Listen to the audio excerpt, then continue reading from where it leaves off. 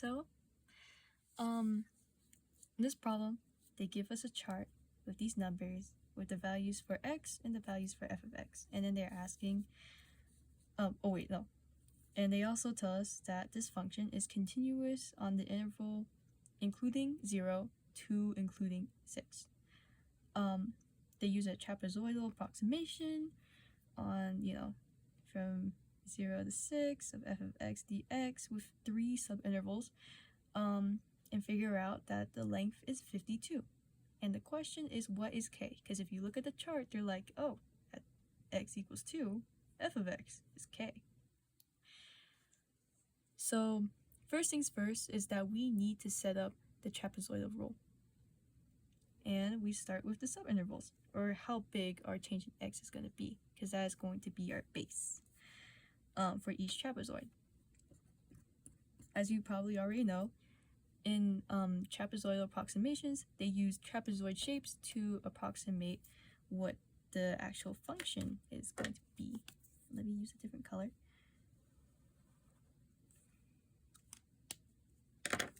And you can see right here, I've already drawn out that we had 3 subintervals.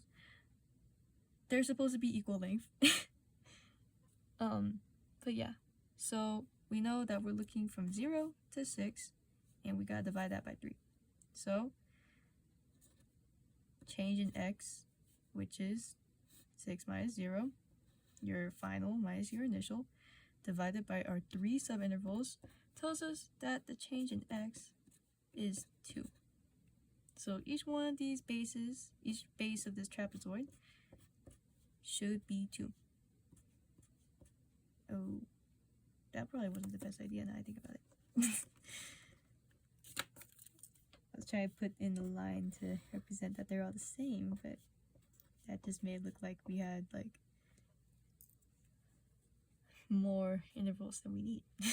Anyways, so we know change in x is 2. Now we can set up the trapezoidal rule formula, which is, I like to put in t. I think some people might put in like RT, because I think it's like a Riemann sums. I'm not entirely sure, but you guys are learning about Riemann sums, so we're going to assume I should probably put in an R for there for you guys. For Riemann's trapezoidal rule, we know that it's the change in x divided by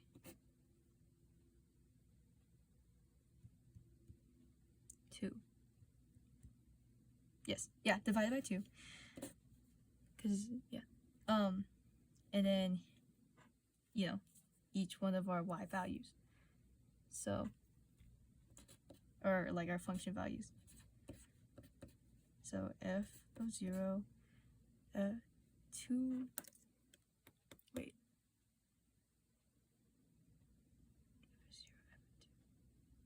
Right, okay. F of 2 plus f of 2. I'll get into this for a second, but let me just write it out.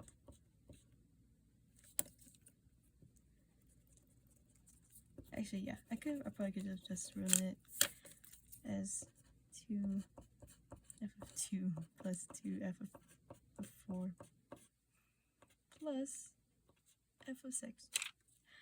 My paper. And then let me change these brackets, that way they're a little less confusing. But yeah, these brackets also don't mean anything special. I just like to use them to like encapsulate like a big number of parentheses, normal parentheses inside. It just kind of helps me like look at it without, looking at like something like this where I'm like, what the dookie is going on? Anyways, so that's what our real rule is. And like you might be wondering, like, why did you multiply f of 2 and f of 4 like by 2? Well, that's because when you're doing your trapezoidal sums, you're finding the area of each one of these trapezoids to figure out what the literally what the area underneath this pink line would be. Which is why, in this case, you take this y, which is this side. I wonder, let me get a different color. You're taking this side, and then this side, and you know, dividing that by 2 and multiplying by, I think, change in x. And then you'll do the same thing for this shape, except you have to include this side and then this side. And then, you know, same thing again, where you're like, okay, in this shape, this last end piece, you're going to have to take this side again and this side again. So that's why I multiplied the inside, like pretty much the inside y values by 2, because you used them twice in this formula, but I didn't want to write out, you know, it twice. It's just easier. And I think on the, like, in like bigger charts, like they'll probably give you like equations or like problems where like it's a lot, you know, has more values than this. Just kind of like ignore the first one, ignore the last one, and multiply everything inside by 2 for the y values when you're setting up your rule. That's just a shortcut that I like to use. Oh, you also have to figure out where your k is in this case, and we know that, you know, well, okay, actually, let me just write this out. Change in x, let's rewrite it with our actual y values and not just function placeholders. So at f equals at f when x is 0, it's going to be 4. At f when x is 2, it's actually our mystery k.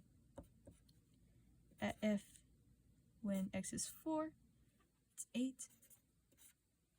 And at f equals 6, oh, at f when x is 6, it is going to be 12. From here, you can simplify these numbers to make life a little bit easier.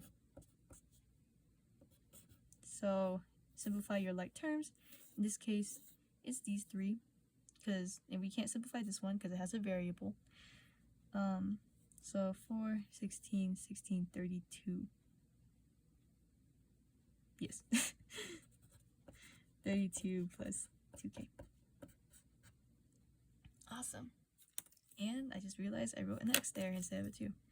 That's kind of embarrassing.